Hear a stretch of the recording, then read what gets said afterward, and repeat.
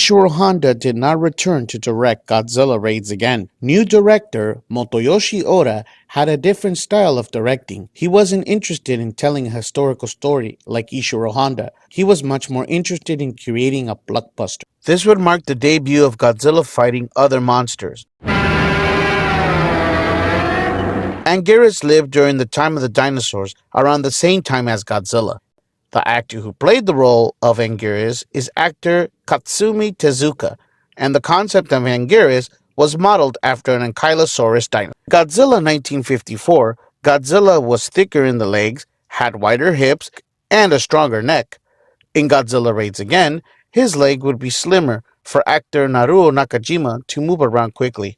His arms would be longer to provide the punches needed in defense against Anguirus. His neck would be slimmer as well, so that he could move his head and use the teeth in the fight as well. Anguirus was put to death. I guess you can say Godzilla handed Anguirus a fatality. Well, let's move on to interesting fact number 2.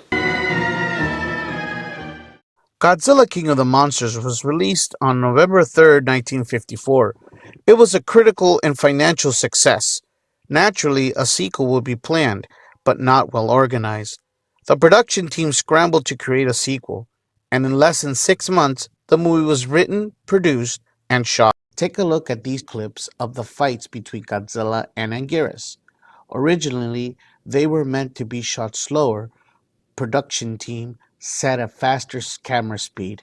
Special effects director Eiji Tsuburaya, though not a fan of the mistake, after seeing the mistake during the premiere of Godzilla Raids Again, saw that if the camera speed is faster, this can include more monster sequences, a mistake that would carry on in other Godzilla movies. Usually, when Godzilla throws his atomic heat ray, his spine glows, warning his enemies that his attack is imminent. Godzilla Raids Again is the only movie not to have this special effect. More evidence that this was a rushed production. My first video was a rushed production. Look at the following clip.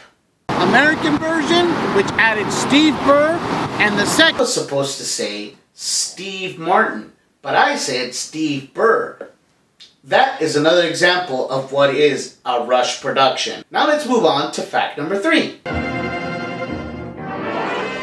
Throughout the entire movie, there is a general sense that the theme of the movie is reconstruction. It's a common theme that is repeated throughout the entire movie. At the beginning of the film, the audience is informed that because Godzilla destroyed Tokyo, the government has now named Osaka the new country's capital. Society in this movie had to endure losing the beautiful city of Tokyo to the hands of Godzilla. Now, they must rebuild society around a new capital, Osaka. The main characters work for a fishing company in Osaka, and Godzilla destroys all of Osaka, including the headquarters of the fishing company where the main characters work. They are forced to move headquarters north of Japan, Hokkaido. Hokkaido is being famous for a snowy populated area in Japan. And finally, we can discuss the last evidence of reconstruction, Godzilla himself. Recall earlier I mentioned this is a new Godzilla, as in 1954, Godzilla died. It is not mentioned why he returns, reconstructed in a new spawn of Godzilla. How to deal with the after effects of a nuclear monster attacking Japan. That is the difference between Godzilla 1954 and Godzilla Raids Again. Now let's move to our fourth interesting fact.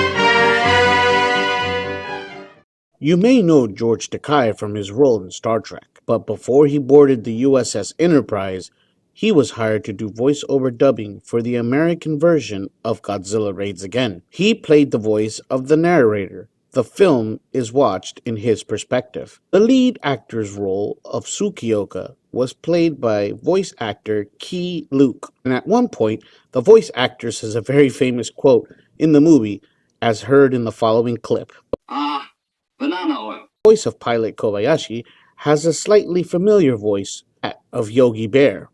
Voice actor Dawes Butler. Hoping to bring more fame to the movie, they requested the services of someone who sounded like Yogi Bear. No acting talents could save this movie from being the worst dubbed movie in Godzilla franchise history. The dubbing seems rushed and uninspired. The dubbing did not match the lips from original Japanese characters, and also words were translated poorly. Well, let's move on to the fifth and final interesting fact in Godzilla Raids Again. Godzilla Raids Again and Godzilla 1954 have similar endings, but at the same time are different. In Godzilla 1954, they use the oxygen destroyer to destroy Godzilla. That's impossible for Godzilla Raids Again, as Dr. Zarazawa sacrificed himself for the greater good of humanity so that the bomb would not be replicated in Godzilla Raids Again. Godzilla is taken down by a combination of nature and a human sacrifice. Godzilla is lured to an ice mountain near Hokkaido, and the fishermen who survived the Osaka attack want no part of Godzilla destroying Hokkaido. Once lured there, fighter plane commits kamikaze and sacrifices himself, entrapping Godzilla in ice. The world is saved once again by the careless act of human sacrifices.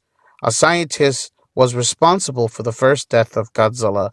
The second death, a simple fisherman, and planes stop Godzilla and are responsible for saving the world. Those are the 5 interesting facts for Godzilla Raids Again. That also marks the last time Godzilla movies will be done in black and white. The next movie, Godzilla will be making his debut in color. And boy, was it a huge debut for color. That's right, we're going to be reviewing in our next Interesting Facts series the very first color Godzilla movie, King Kong vs. Godzilla 1963. Until then, stay safe, Godzilla fans, and we'll see you soon.